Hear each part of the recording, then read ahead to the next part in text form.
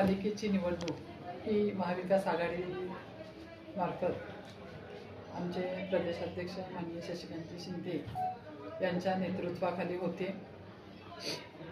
आपला जो प्रश्न आहे की मान मिळाला का सन्मान मिळाला का अपमान झाला, असं झालेलं नाही। कारण आम्ही पाटील आहोत, कुणाचा अपमान आम्ही सहन करत नाही। पण आम्ही हा धाडसाने जो निर्णय घेतलेला आहे हा लोकांच्या कल्याणासाठी घेतलेला आहे, जनतेच्या प्रश्नावर आवाज उठवण्यासाठी घेतलेला आहे। आणि तसं पाहायचं झालं तर समोर सत्ताधारी पक्षाची वर्षानुवर्षे चालत आलेली जी सत्ता आहे, नगरपालिकेचा जो भोंगळ कारभार आहे, मगाशीच आता त्या शहर सुधार समितीने जे सांगितलं की बिलं कशी काढली जातात, ह्याच्यावरती आवाज उठवण्यासाठी खरं तर शिंदे साहेबांसारखं खंबीर नेतृत्व आम्हाला लाभलंय हे खरं आम्ही आमचा सन्मान समजतो। कारण कुणीतरी एक चांगला मागं खंबीर साथ असणारा असं व्यक्तिमत्व आपल्याला हवं असतं आणि त्याच्या मार्फत आपल्याला ही वाटचाल करावी लागते।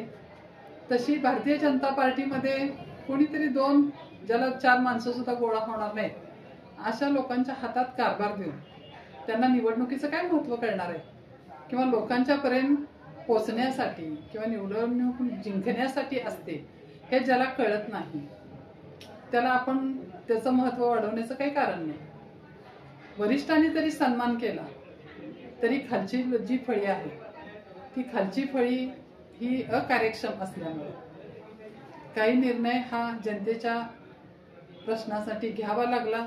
आणि त्यासाठी खरं तर मला यशवंतराव चव्हाण यांचे, आपले पवार साहेब असतील तर हे वडिलकीच्या नात्याने माझ्या मनामध्ये पहिल्यापासूनच होते आणि त्यांच्या निमित्ताने खरं शशिकांत शिंदेच्या साहेबांच्या माध्यमातून मला जी संधी मिळाली ही संधीचं सोनं करण्याचं स्वप्न मला आज भविष्यात दिसते। आणि ह्यासाठी सातारकरांनी जरी आम्ही नाही पोचू शकलो त्यांच्यापर्यंत, तरी त्यांनी ही निवडणूक हातात घ्यावी आणि ह्या अध्यक्षपदाला किंवा उमेदवारांना, जे कार्यक्षम उमेदवार आहेत काम करणारे, त्यांना न्याय द्यावा अशी मी आपल्या सर्वांच्या समोर अपेक्षा व्यक्त करते। सातारा शहराचा विकास आता आपण पाहतोय की सातारमध्ये रस्ते असतील, लाईट असेल, पाणी असेल किंवा स्वच्छता असेल, ह्या बेसिक गरजाच्या पुढे लोकांच्या मागण्या वाढलेल्या आहेत। आता रस्ते तरी आपण पाहतोय की एक पाऊस गेला की रस्ते खड्डे पडायला सुरुवात होती। पर्यटन क्षेत्राचा दर्जा वाढला पाहिजे, लोकांचा रोजगार वाढला पाहिजे, पार्किंगची सुविधा आहे, जे हॉकर्स आहेत त्यांना त्यांच्या जागा उपलब्ध झाल्या पाहिजेत, बेरोजगारी आहे सातारमध्ये त्याचा रोजगार वाढला पाहिजे।